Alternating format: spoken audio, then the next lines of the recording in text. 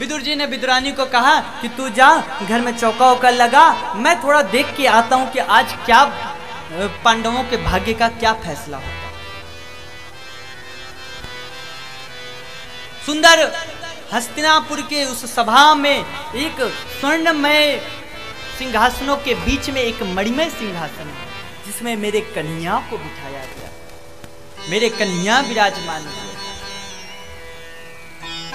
और उसी भरी सभा में मेरे गोविंद ने सबको समझाया और दुर्योधन को कहा, दुर्योधन देखो एक बात बताओ, पांडव तुम्हारे भाई है? बोले जी महाराज भाई है। बोले सगे काका के बेटा हैं? बोले जी हाँ। बोले इस नाते तुम्हारे आधे राज्य के अधिकारी हुए? बोले बिल्कुल नहीं। कन्हैया ने कहा देखो दुर्योधन, मैं तुमसे तुम्हारा आधा राज्य मांगने नहीं आया हूं, मैं तो सिर्फ तुमसे यह कहने आया हूं कि तुम 5 पांडवों को सिर्फ 5 गांव दे दो और उस 5 गांव में मैं उन पांडवों को संतुष्ट कर दूं, इससे ज्यादा कुछ नहीं चाहिए।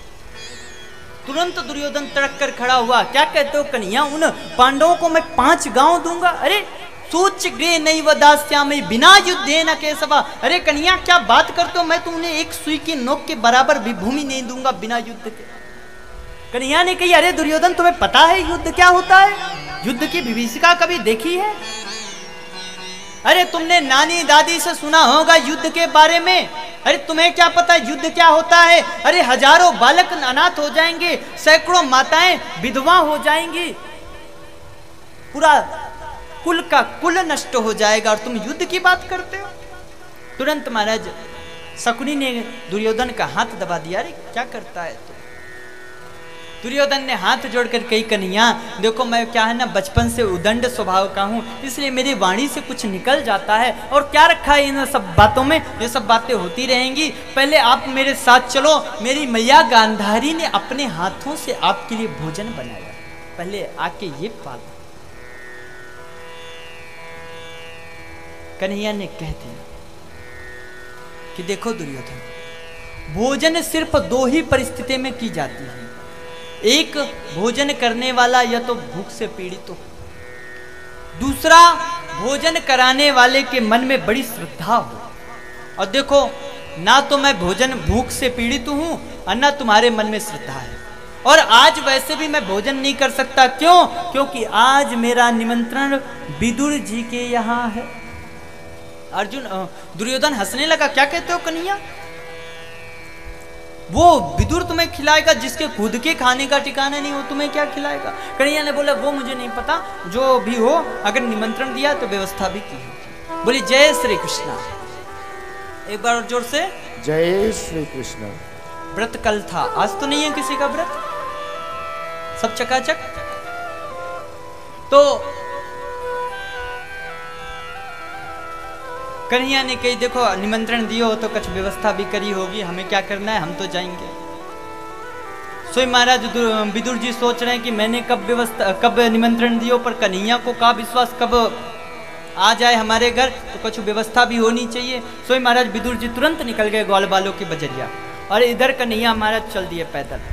देखिए कहते हैं जैसे भक्त भगवान के स्थान में जाता है तो बिना पादुका के जाता है, इसलिए आज मेरे गोविंद भी विदुर के यहाँ जा रहे हैं तो बिना चरण पादुका के पैदल जा रहे हैं। पहुंचे विदुरानी के घर पहुंचकर विदुरानी का मैंने विदुर जी के कुटिया में पहुंचकर साकल खटखटाई। विदुरानी स्नान कर रही थी, स्वयं महाराज मन में विचार कर रही थी, मन में भगवान के बारे में ही सोच रही थी कि मेरे कन्हैया आए थे, काश हम भी कन्हैया के दर्शन कर पाते हैं, काश हम भी कन्हैया को कुछ पवा पाते हैं, पर क्या खिलाएंगे कन्हैया को, हमारे खुद के खाने का ठिकाना नहीं, अपने कन्हैया को क्या खिलाएंगे, यही मन में विचार कर रही। वही समय कन्हैया ने जाके साकल खटखटाई, अरे काकी जी दरवाजा खोलो।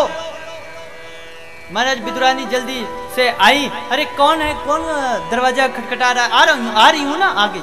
तुरंत दरवाजा खोला, जैसे देखे अरे मेरे कन्हैया, महाराज वो तो भाव में विभोर हो गई, उनको खुद का भान नहीं रहा।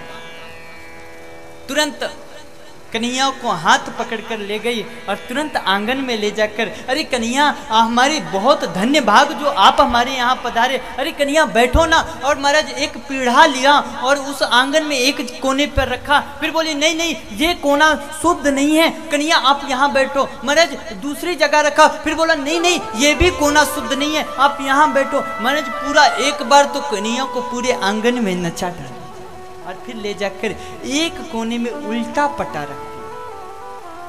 मेरे कन्हैया ने भी नहीं देखा ये पटा सीधा है कि उल्टा, बैठ गए और पेट पर हाथ फिराते हुए बोले काकी जी भूख बड़ी जोर से लगी।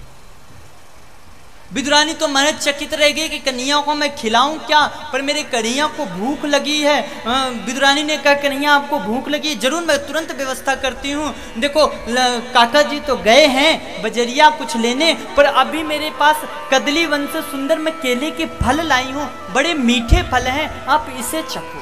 तब तक काका जी आते कछु न कछु व्यवस्था करेंगे। महाराज इतनी भाव में विभोर हो गई कि कन्हैया को खुद बैठकर अपने हाथों से वह केले के फल महाराज पवाने लगी।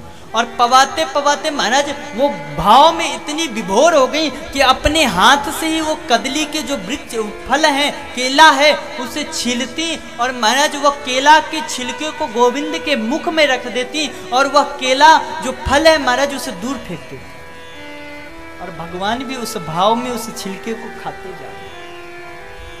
भगवान भाव में आते खाते खाते महाराज 2-4 केले के छिलके खा गए, उस पे भी महाराज भगवान का मन नहीं भरा।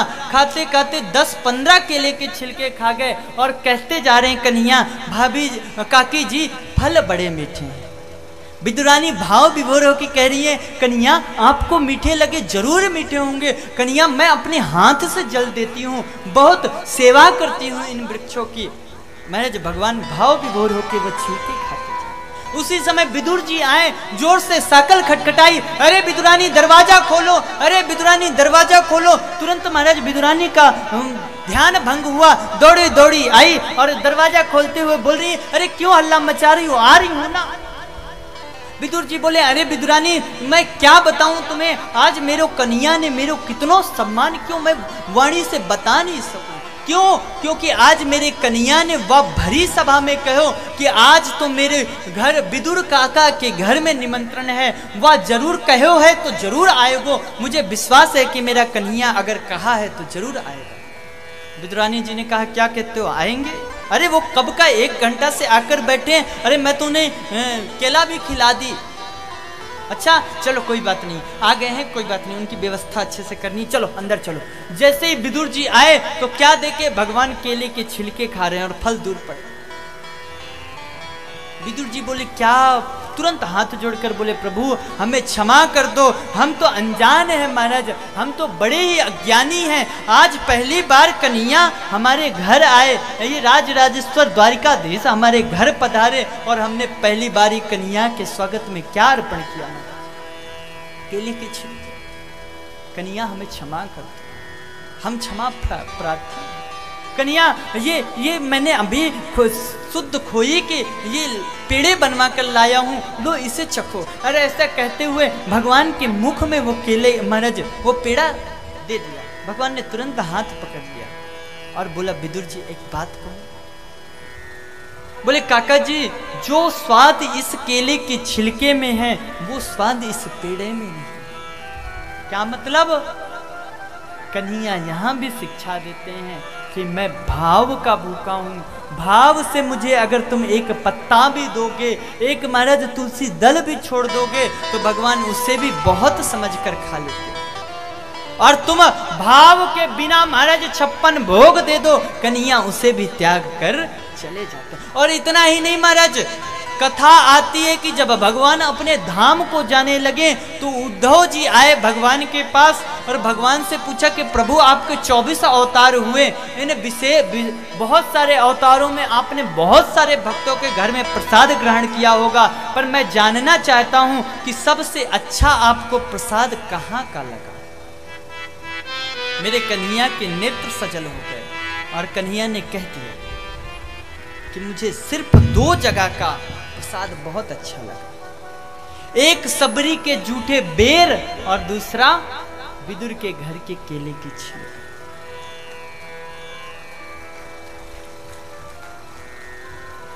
आज उद्धव जी जब विदुर जी से मिले ना, ये कथा सुनाई, ये बात बताई, कन्हैया ने खुद विदुर जी का याद किया और कन्हैया ने कही उद्धव से कि उद्धव अगर विदुर मिले तो उनसे जरूर मेरा समाचार कहें। वो भक्त कितने महाराज कितने विशेष होते होंगे जिनको खुद भगवान याद करते। एक बार जिसने लगन लगा ली महाराज कन्हैया से, जिसने भगवान से अपनी डोर बांध दी, तो महाराज वो तो उसको तो भगवान भी याद कर। आज अंत समय भगवान ने याद भी किया तो किसको? विदुर जी। इसलिए भगवान से एक बार लगन लगा।